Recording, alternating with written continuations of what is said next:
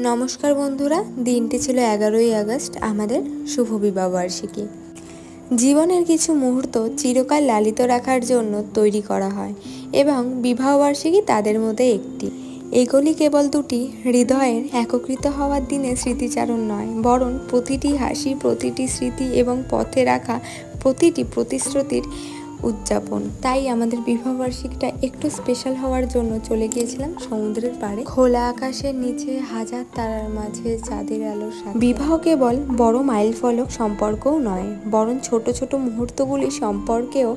সকালের চায়ের সাথে ভাগাভাগি করা হাসি, কঠিন সময়ে শান্ত সমর্থন এবং হাতে হাত রেখে একসাথে বেড়ে ওঠার আনন্দ।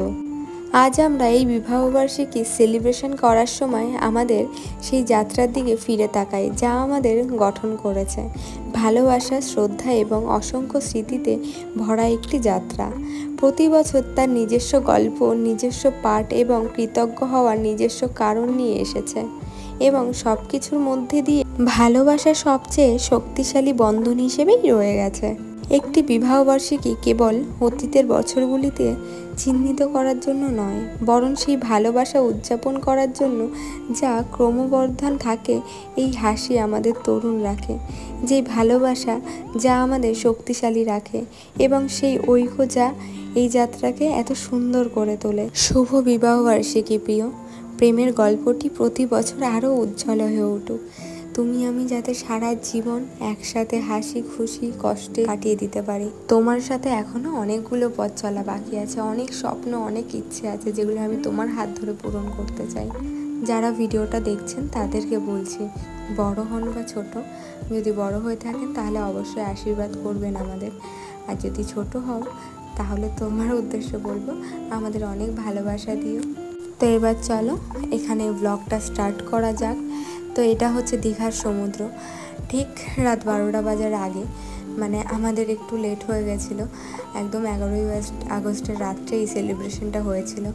একদম সমুদ্রের পাড়ে ফাঁকা জায়গা, যখন নিলিমিলি কেউই ছিল না, তখনই আমার বর আমাকে এই সারপ্রাইজটা দিয়েছিল। আর সাথে ছিল অনেকগুলো মানুষ, অনেক ক্লোজড তারা আমাদের। তো আমরা অনেক এনজয় করেছিলাম সেই দিনটিকে। তখন প্রায় রাত 11:30 মতো বাজে। তো আমরা এখানে খুব সুন্দর করে সেলিব্রেশন করেছিলাম, কেক কাটিং করেছিলাম, কেক খাওয়ানো চলছিল। এই ভিডিওগুলো আমি যে পোস্ট করব, জানি না আমি ভাইরাল হতে পারবো কি, এখান থেকে কোনো আর্নিং বা আমি ক্যারিয়ারে দাঁড়াতে পারবো কি না আমি জানি না, কিন্তু এই ভিডিওগুলো সারাটা জীবন আমার কাছে স্মৃতি হিসেবে থেকে যাবে। এটা ভেবেই আমার ভিডিও করার ইচ্ছাটা আরও বেশি জেগে যায়। তো তোমরা যদি পাশে থাকো, অবশ্যই সাপোর্ট করো। আরও অনেক ভিডিও তোমাদের দেবো, অনেক ভালো কন্টেন্ট দেওয়ার চেষ্টা করবো, ভালো কোয়ালিটি। তোমরা পাশে থাকলেই সেগুলো সম্ভব। আর চাইবো তোমরা পাশে থাকো, আমাদের ভিডিও দেখো, আর তোমরা কেমন ভিডিও দেখতে চাও সেটাও কমেন্ট করে জানাও। আমরা সেই ধরনেরই তোমাদের ভিডিও দেওয়ার চেষ্টা করব। তো এখানে কেক কাটিং হয়ে গেছিলো, তারপরে আমরা ডিনার করে নিয়েছিলাম। সেই ক্লিপগুলো তো আমাদের কাছে নেই, সো যাই হোক বাদ দাও।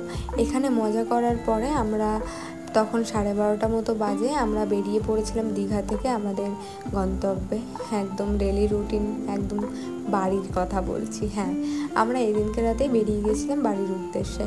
তো দেখো, বাড়ির উদ্দেশ্যে বেরিয়ে গেছি। বেরিয়ে আর রাস্তার কোনো ক্লিপ নেওয়া হয়নি, ডাইরেক্ট এসে থেমেছিলাম কোলাঘাটের থেমেই এখানে ফেমাস, যেই তোমরা সবাই অনেকে চেনো, শেহারি পাঞ্জাব। অনেক বড় একটা ধাবা রেস্টুরেন্ট বলতেই পারো, ঠিক আছে। তো অনেক বড়, এটা অনেকটা বড় একটা এরিয়া নিয়ে জুড়ে, আর খুব সুন্দর, দেখারও অনেক কিছু আছে, ফটো ক্লিক করার মতো প্রচুর জায়গা আছে এখানে, ঠিক আছে। এটার গেটটা আমার সব থেকে বেশি পছন্দ হয়েছে, কিছুটা ওই দিল্লি গেটের মতো। দিল্লি গেটের ওপরে আমাদের তেরেঙ্গাও একদম অনেকটা উঁচুতে, তো একদম হাওয়াতে কি সুন্দর মানে পতাকাটা উঠছে। তো তোমরা দেখতেই পাবে ভিডিওতে, আমি দেখাচ্ছি, দাঁড়াও। আর ওই যে শেহারি পাঞ্জাব লেখাই দেখতেই পাচ্ছ। আর এখানে একটা দোলনা রয়েছে ঝোলার জন্য।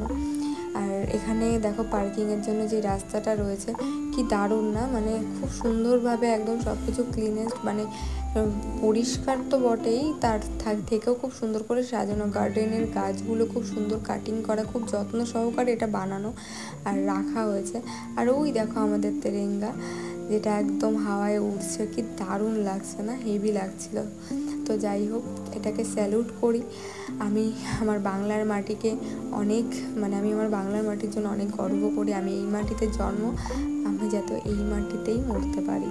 তো যাই হোক, এখানে আমরা শাহরি পাঞ্জাবে এসে অলরেডি আমরা তো ডিনার করে সেই উপায়টা হলো না, নর্মালি কিছু খেতে হলে, যেহেতু একদম ভোরবেলা দিনে আর খাবো এই টাইমটা, তাই খুব সাধারণ একদম একটা ডালের আইটেম। আর এখানে নিয়েছিলাম একদম রুটি, এটাই খেয়ে আমরা দিয়েছিলাম। আর বাড়িতে পৌঁছতে আমাদের সকাল হয়ে গেছিলো।